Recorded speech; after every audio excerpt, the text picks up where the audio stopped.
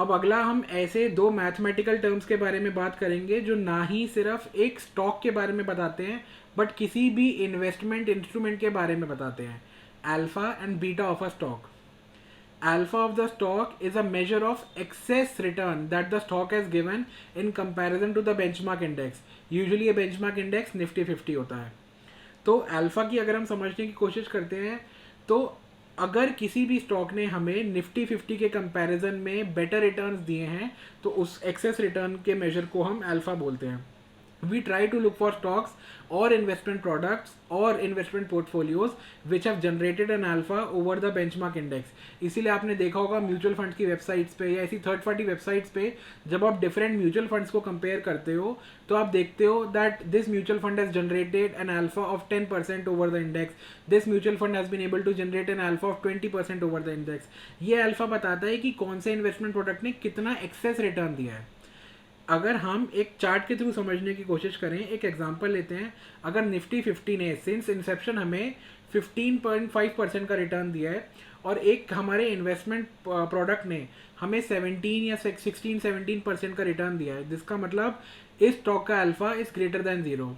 इसका मतलब क्या हुआ कि अगर हम अपने बेंचमार्क इंडेक्स को एट स्केल जीरो पे कंसिडर करते हैं देन हमारा अल्फा ग्रेटर देन जीरो का मतलब होता है the stock has been able to generate alpha as compare to the index.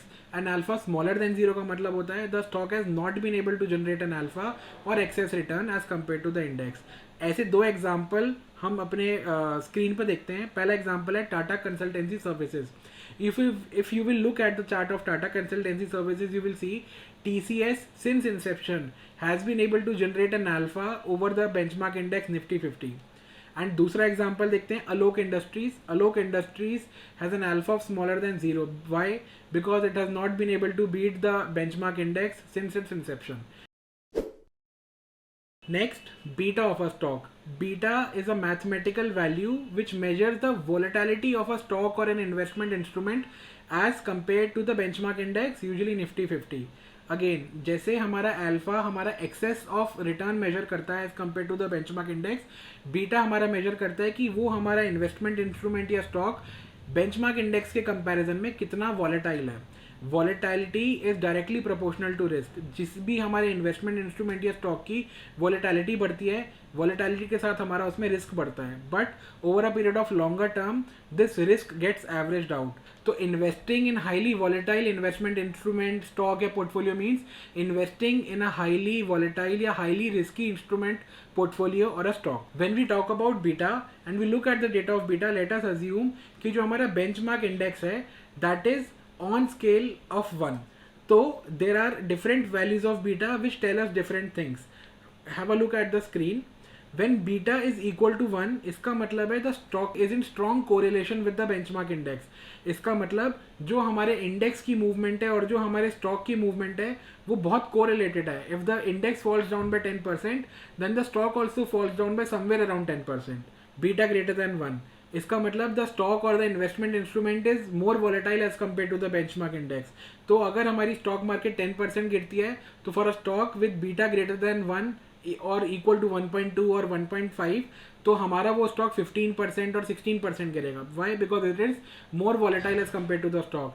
And if the stock market goes up then the stock will give higher returns as compare to the benchmark index. Similarly, when beta is smaller than 1, इसका मतलब stock or the investment instrument will move in the same direction as that of the benchmark index but will be lesser volatile. And the last one, which is a rare one, beta smaller than 0, that is stock or an investment instrument having a negative beta. This means that this stock or an investment instrument is inversely proportional or inversely correlated to the benchmark index. इसका मतलब अगर हमारी stock market गिरती है तो हमारा ये stock बढ़ता है और हमारी स्टॉक मार्केट बढ़ती है तो ये हमारा स्टॉक गिरता है. तो हमें ऐसे बीटा ढूंढने की कोशिश करनी चाहिए जहाँ पे हमारा बीटा 0.9 से 1.2 की रेंज में हो. This is the perfect range for a stock और एन इन्वेस्टमेंट इंस्ट्रूमेंट. इससे ज़्यादा volatility can be harmful unless you are trying to invest for a long term horizon.